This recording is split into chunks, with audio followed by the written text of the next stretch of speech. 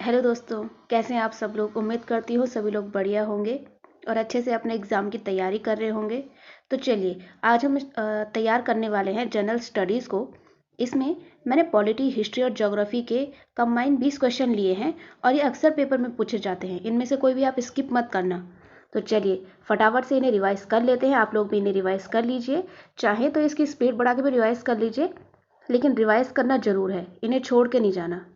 चलिए स्टार्ट करते हैं। सुप्रीम कोर्ट एक अभिलेख न्यायालय है। ये कौन से आर्टिकल में लिखा गया है? आर्टिकल 129, 143, 124 या फिर 148? यहाँ पे हमारा करेक्ट आंसर हो जाएगा ऑप्शन नंबर ए 129। यहाँ पे हम बाकी ऑप्शन को भी डिस्कस कर लेते हैं। 143 में क्या है? जब राष्ट्रपति सुप्रीम कोर्ट की सलाह लेता है। 124 जो है वो सुप्रीम कोर्ट के जज की नियुक्ति होती है। 148 जो है इसमें होता है कैग, यानी कि comptroller auditor general of India. आप सभी की पढ़ाई को इजी बनाने के लिए और टाइम कम करने के लिए ये बहुत अच्छा तरीका मैंने यहाँ पे अपनाया है कि चारों ऑप्शन ही ऐसे लिए हैं ताकि चारों के चारों भी हम डिस्कस कर लें। एक क्वेश्चन से हमारे 4 क्वेश्चन बन गए। नाबार्ड की स्थापना कब हुई थी? 10 जून 1980, 12 जुलाई 1982, 15 अक्टूबर 1982 या फिर 10 दिसंबर 1986? यहाँ पे हमारा करेक्ट आंसर हो जाएगा ऑप्शन नंबर बी 12 जुलाई 1982। और वर्तमान में इसके हेड कौन है, आप लोग इसे भी याद रखेंगे क्योंकि ये भी काफ़ी पूछा जाता है। इसके हेड हैं गोविंद चिंतालू। गोविंद चिंतालू, आप लोग इसे भी याद रखेंगे।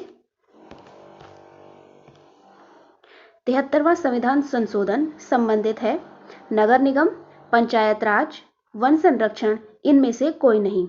यहाँ पे हमारा करेक्ट आंसर हो जाएगा ऑप्शन नंबर बी पंचायत राज। अंडमान व निकोबार के बीच है 8 डिग्री अक्षांश, 9 डिग्री अक्षांश, 10 डिग्री अक्षांश या फिर 49 डिग्री अक्षांश? तो यहाँ पर हमारा करेक्ट आंसर हो जाएगा ऑप्शन नंबर सी 10 डिग्री अक्षांश। Option number C. बाकी ऑप्शन को भी डिस्कस कर लेते हैं। 8 डिग्री अक्षांश जो है वो मालदीव और मिनिकॉय के बीच में है। मैं लिखूंगी तो टाइम लग जाएगा, आप इन्हें ऐसे रिवाइज कर लीजिए या फिर आप नोट कर लीजिए। 9 डिग्री अक्षांश जो है वो कावारत्ती और मिनिकॉय के बीच है और 49 डिग्री अक्षांश जो है वो अमेरिका और कनाडा के बीच है।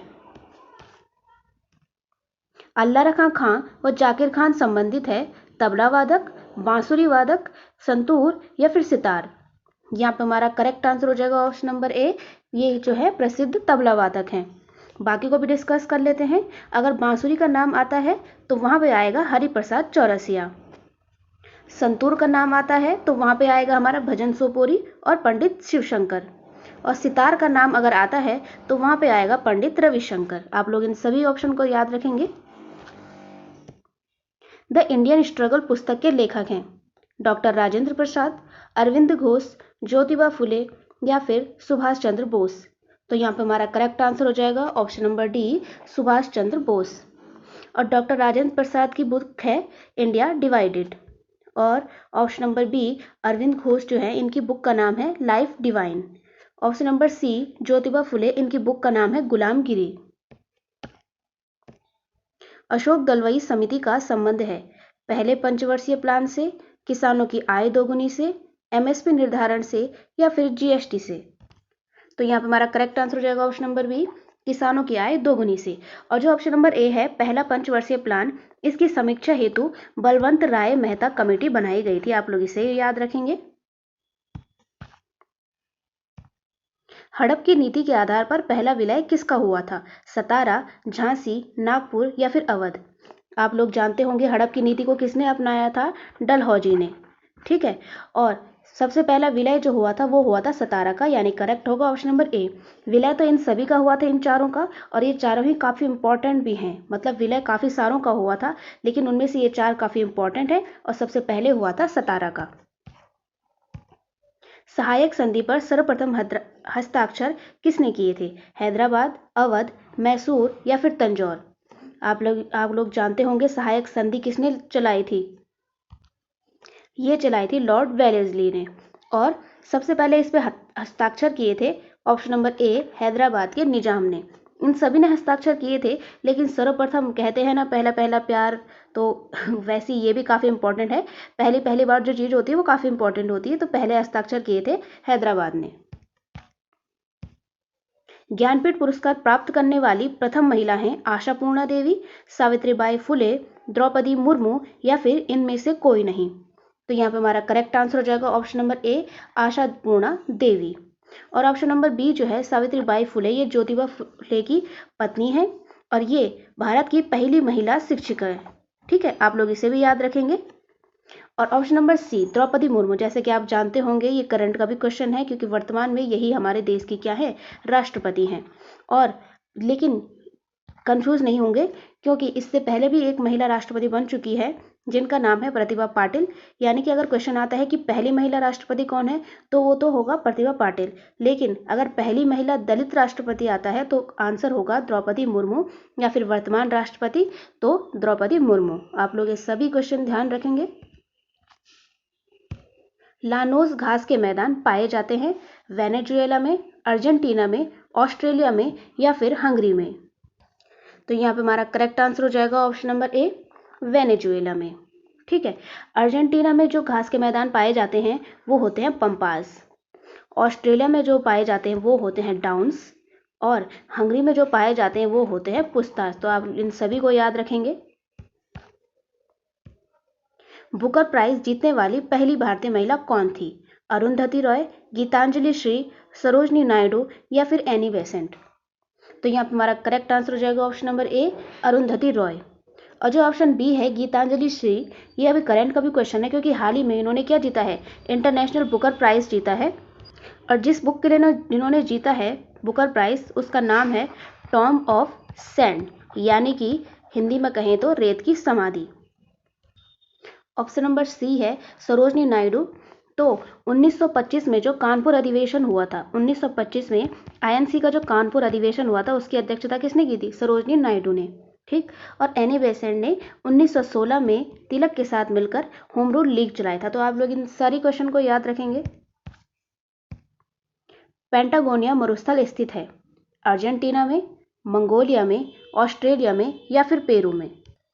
तो यहाँ पे हमारा करेक्ट आंसर हो जाएगा पेंटागोनिया मरुस्थल जो है वो है अर्जेंटीना में। ठीक है, बात करते हैं मंगोलिया की, तो यहाँ है गोबी का मरुस्थल। बात करेंगे ऑस्ट्रेलिया की, तो यहाँ पाया जाता है ग्रेट विक्टोरियन या फिर गिब्सन मरुस्थल।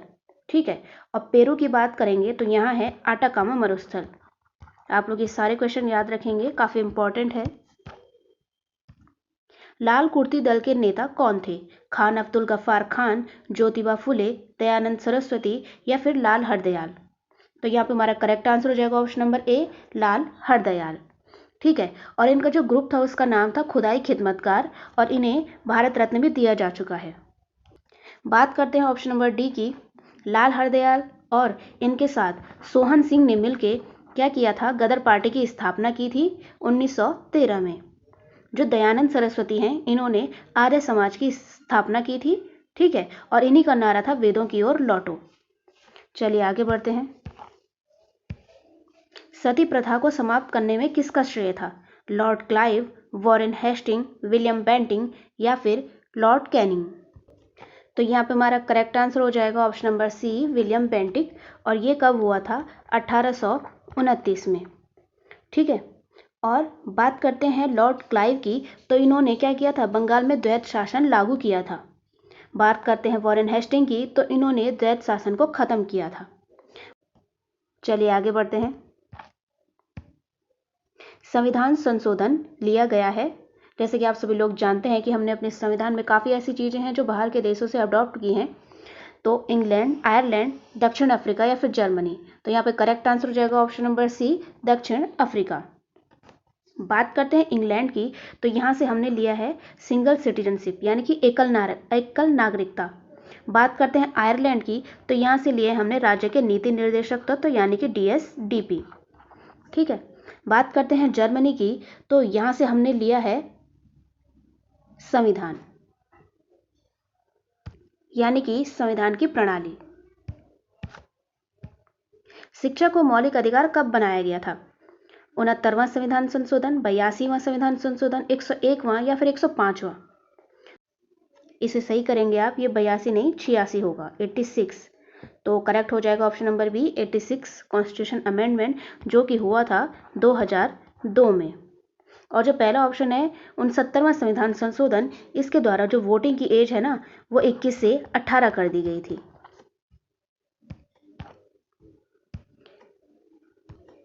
निम्न में से ठंडी जलधारा है लालिनो, अल्निनो, गल्फ स्ट्रीम और लेब्राडोर। तो यहाँ पे बात करते हैं ठंडी जलधारा की, तो जो ये लालिनो है और लेब्राडोर जो है ये दोनों क्या है, ठंडी जलधारा है यानी कि कोल्ड। और जो अल्निनो है और गल्फ स्ट्रीम जो है ये हैं गर्म जलधाराएं, ठीक है। और उसमें जो ये लालिनो जो है ये ठंडी जलधारा है, तो इसका हमारे भारतीय मानसून पर क्या होता है, पॉजिटिव इम्पैक्ट पड़ता है। तो आप लोग इस तरीके से भी इसे याद रखेंगे।